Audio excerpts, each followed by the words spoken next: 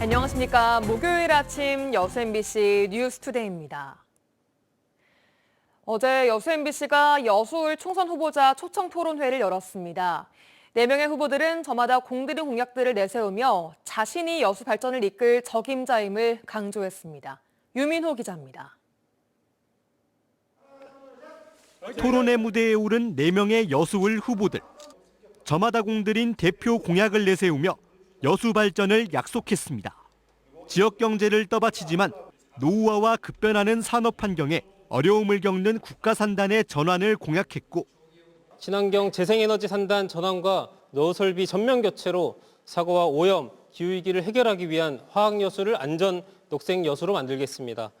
산단 구조 고도화 특별법을 제정하겠습니다. 우리 산단에 대한 R&D 투자를 확대하고 율촌 2산단을 조기에 조성하겠습니다. 여수형 기본소득 도입과 해운조선 거래소 조성 방안도 제시됐습니다. 지역 화폐와 연계한 청년, 농어촌, 마을 기본소득을 실시할 수 있도록 하겠습니다. 친환경 에너지 기본소득으로 햇빛연금과 발안연금을 도입할 수 있도록 하겠습니다. 조선 관련 자산 매매, 임대, 차입, 투자 등 다양한 금융 거래와 함께 회원업자와 선주 사이에 계약 및 협상을 지원하는 것입니다. 상대가 걸어온 길과 공약을 향한 날카로운 검증도 이뤄졌습니다. 그런데 왜 다시 복당을 하셨습니까? 그러면 무소속 시장으로 계속 활동하셨으면 될 텐데. 그 경선 원칙에 따를 수가 없다, 수용할 수 없다. 그건 시민들의 기회를 박탈하는 거니까. 정부가 추진 의사를 밝힌 전남 의과대학 신설을 두고서는 후보마다 차이가 났습니다.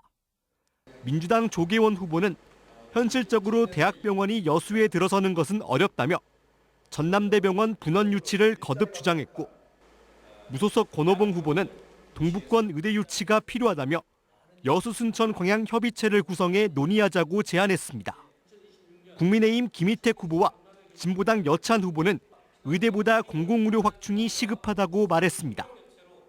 여수울 선거구에 이어 동북권 총선 격전지로 꼽히는 순천광양 곡성 구례갑 후보자 TV 토론회는 다음 달 3일 생방송으로 진행됩니다. MBC 뉴스 유민호입니다. 이번 22대 총선을 둘러싸고 전남 동부 지역에서는 많은 정치적 이슈와 논란이 있었습니다. 순천, 광양, 곡성, 구례갑에서는 민주당 공천 후보가 변경됐고, 순천, 광양, 곡성, 구례, 을에서는 단수 공천 취소 후 2인 경선이 치러지면서 주목을 받기도 했는데요. 총선을 2주 앞두고 저희 여수 MBC는 이 두 지역구에 대한 여론조사를 진행했습니다. 먼저 순천, 광양, 곡성, 구례, 갑에서는 민주당 공천을 받은 김문수 후보가 강세를 보였고, 조국혁신당에 대한 비례대표 정당 지지율은 40%를 넘었습니다. 문형철 기자입니다. 먼저 순천, 광양, 곡성, 구례, 갑에 출마한 4명의 후보 가운데 누구에게 투표할 것인지 물었습니다. 민주당 김문수 후보 50%, 진보당 이성수, 무소속 신성식 후보가 각각 15%, 국민의힘 김영석 후보가 7%로 나타났습니다. 모든 연령대에서 김문수 후보에 대한 지지율이 가장 높은 가운데 이성수 후보는 40대에서 신성식 후보는 60대에서 20%대의 지지율을 보였습니다. 또 20대 이하 응답자 3명 중 1명은 부동층으로 조사됐습니다. 지지 여부와는 상관없이 당선 가능성이 높은 후보가 누군지에 대한 질문에는 민주당 김문수 56%, 무소속 신성식 9%, 진보당 이성수 8%, 국민의힘 김영석 3% 순이었습니다. 또 응답자의 73%는 지금 지지하고 있는 후보를 계속 지지하겠다고 답했고, 지지 후보를 바꿀 수 있다는 응답은 25%로 조사됐습니다. 정당 지지도는 민주당 54%, 조국혁신당 18%, 국민의힘 8%, 진보당 5%, 개혁신당 2%, 녹색정의당과 새로운 미래가 각각 1% 순이었습니다. 반면 비례대표 지지도는 조국혁신당이 41%로 범야권 비례위성정당인 더불어민주연합보다 15%포인트 높았습니다.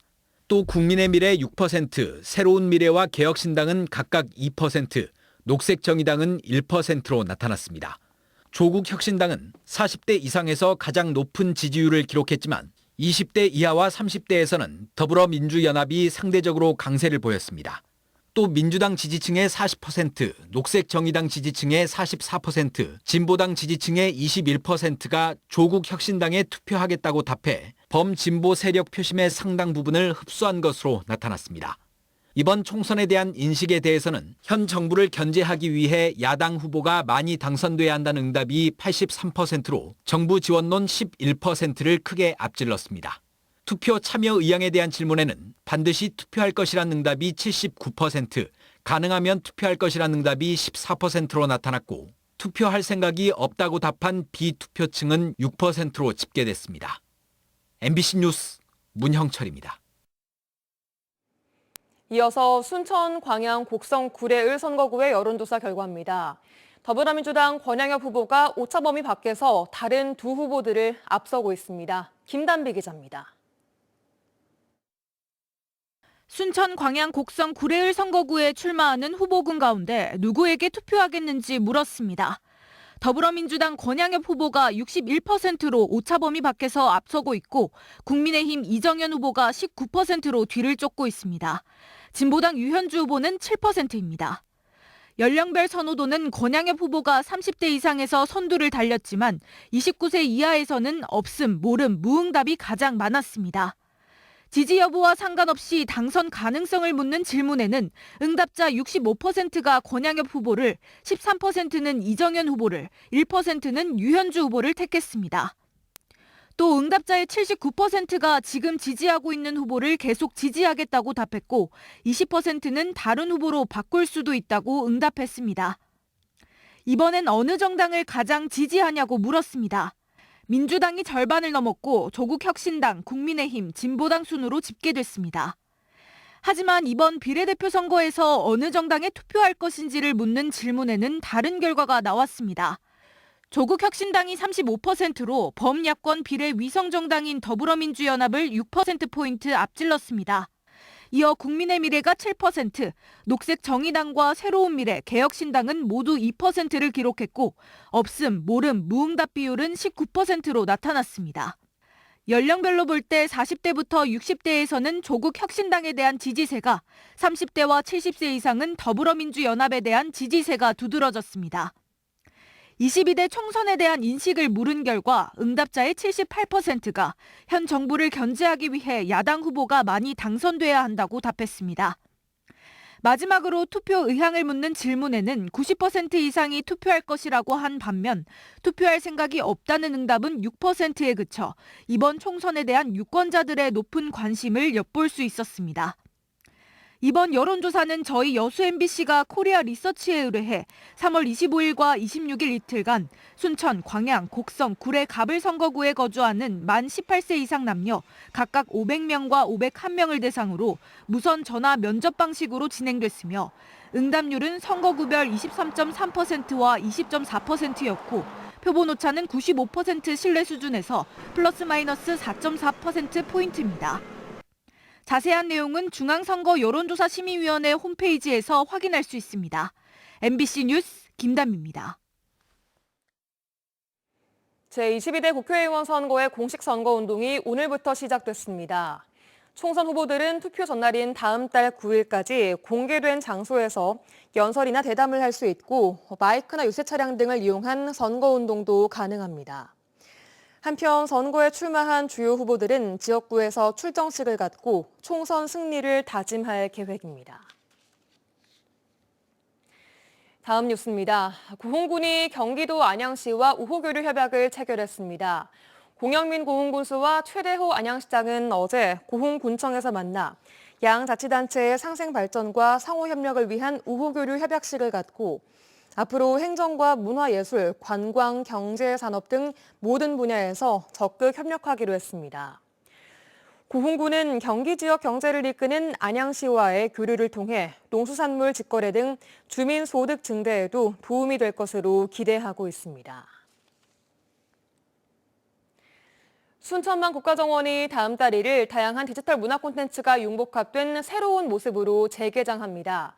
개장을 앞두고 새로운 국가정원의 모습에 대한 궁금증과 기대감이 커지고 있습니다. 김주희 기자가 보도합니다. 지난해 7개월 동안의 대장정을 마치고 긴 겨울 휴식기에 들어간 순천만 국가정원. 순천만 국가정원이 새 봄을 맞아 지금까지와는 다른 새로운 모습으로 바뀌고 있습니다. 3대가 함께 즐기는 국가정원으로 비유될 만큼 모든 세대를 아우르는 공간으로 바뀌고 있는 겁니다. 이번에는 문화적인 요소들을 많이 집어넣어서 향후에 순천시가 가고자 하는 문화도시로서의 기능도 이번에 같이 반영을 하고, 그리고 대외적으로도 순천시가 향후의 도시 발전을 가지고 가고 싶어하는 그 지향점에 일부 초점을 맞췄다고 보시면 되겠습니다. 가장 먼저 유휴 공간이었던 남문광장 일원이 대폭 변화했습니다. 우주선이 착륙하는 모습을 표현한 스페이스업으로 재탄생했습니다. 각종 봄꽃과 어신길로 연출된 15,000여 제곱미터 면적의 발사체 모양의 공간을 중심으로 175m 길이의 활주로의 모습이 인상적입니다. 스페이스업을 거치면 스페이스 브릿지를 만나게 됩니다. 기존 강익중 작가의 꿈의 다리를 새롭게 리뉴얼한 공간인데 다리의 중간으로 우주선이 착륙한 모습입니다. 내부는 우주와 물, 순천만을 주제로 우주인도 놀러오는 순천이라는 핵심 주제를 상징적으로 표현하고 있습니다. 국가정원은 기존의 정원 속에 애니메이션과 AI 디지털이 융복합된 새로운 컨텐츠들로 다양하게 구성됐습니다. 기존 미로 정원은 SNS 누적 조회수 35억 뷰의 인기 애니메이션 캐릭터가 적용돼 MZ세대를 겨냥한 생동감 넘치는 유미의 정원으로 리뉴얼됐습니다. 지난해 정원박람회 핵심 콘텐츠였던 시크릿 가든은 4D 영상 시스템 등 첨단 디지털 기술이 적용돼 체험형 실감 콘텐츠로 다시 태어났습니다. 이와 함께 노을 정원과 키즈 가든은 자연주의 환경예술가 박봉기 작가의 작품에 AI 기술이 접목된 TV 인기 애니메이션 캐릭터가 연출하는 전혀 새로운 공간으로 재탄생했습니다. 두더하우스를 또 조성을 했습니다. 두더하우스에는 AI 인공지능과 또 디지털 기술이 접목된 그런 인형극, 두더와의 대화라는 그런 인형극이 진행되고 있거든요. 그래서 모험을 마음껏 즐기고 또 두더하우스에서 편안하게 그 인형극을 관람할 수 있는. 지난해 정원에서의 특별한 하룻밤을 선사해 큰 인기를 끌었던 가든스테이 신랑께도 일과 휴식을 병행할 수 있는 정원 워케이션으로 리뉴얼됐습니다. 기존의 정원 속에 AI와 디지털 문화 콘텐츠를 과감하게 융복합한 새로운 모습의 국가정원. 다음 달 1일 풍성한 개막 행사를 시작으로 재개장해 본격적인 운영에 들어갑니다. MBC 뉴스 김주희입니다. 네, 이런 가운데 순천역에서 국가정원 사이를 오가는 관광 연계형 자율주행 셔틀버스가 운행됩니다. 순천시는 국토부로부터 자율차 시범 운행지구 서비스 지원 사업으로 사업비 2억 원을 지원받아 다음 달부터 순천역 국가정원 간 관광 연계형 자율주행 셔틀을 운행합니다. 국토부는 지방 노선에서 자율주행 서비스가 일반 대중교통 대비 공차율을 낮게 유지할 수 있어 국민의 교통 편의를 효과적으로 제고할 수 있는 미래형 이동수단이 될 것으로 기대하고 있습니다. 이상기온 현상으로 지난 겨울부터 일교차 큰 날씨가 이어지면서 온도에 민감한 봄꽃들이 제 모습을 뽐내지 못하고 있는데요. 특히 유채꽃의 경우 축제 일정을 미루거나 일찌감치 취소하는 지자체가 속출하고 있습니다. 서유령 기자가 취재했습니다. 월출산의 빼어난 절경을 배경으로 조성된 유채꽃밭. 평소 같으면 꽃봉오리들이 고개를 내밀기 시작해야 하지만 온통 초록풀만 무성합니다. 지난 가을과 겨울 두 차례에 걸쳐 씨를 뿌리고 기른 유채밭이지만 유채들이 이렇게 작고 연약하게 자라거나 아예 죽어 곳곳이 듬성듬성 비었습니다. 지난 겨울 이상 기온으로 평년 대비 일 최저 최고 기온차가 현저히 컸던 터라 동해 피해를 입은 겁니다. 유채꽃의 60에서 70%가 생육이 부진하거나 고사되면서 4월 중순 열 예정이었던 올해 영암 월출산 유채꽃 축제는 취소할 수밖에 없게 됐습니다. 여기 유채꽃이 어디 유채꽃 있어요? 다 죽었는가 어디 가버렸는가 없어 정자가 없어. 뱀풀이고 일 안 해. 겁나 좋아라. 이 같은 이상기온 현상으로 인한 유채꽃 생육 부진은 전국적으로 확인되고 있습니다. 비슷한 시기 개최되는 부산시 제11회 낙동강 유채꽃 축제도 일찌감치 취소가 결정됐습니다. 충북 옥천군 역시 축제를 일주일 연기한 뒤 개최 여부를 고심하고 있는 상황입니다. 이 온도에 되게 민감한 작물이거든요. 유채가 3월 초쯤인가 그때 온도가 좀 높았어요. 높았다가 지금 이번 주는 또 갑자기 추워지고 이런 상황이 이제 발생을 하니까 꽃눈이 멎는 거죠. 축제와 꽃 개화 시기를 맞추기 어려워지자 축제 내용을 변경한 지자체도 있습니다. 목포시는 관광객들의 발길을 붙잡기 위해 수군문화재와 목재 판옥선 등 다른 볼거리 확대로 승부수를 걸었습니다.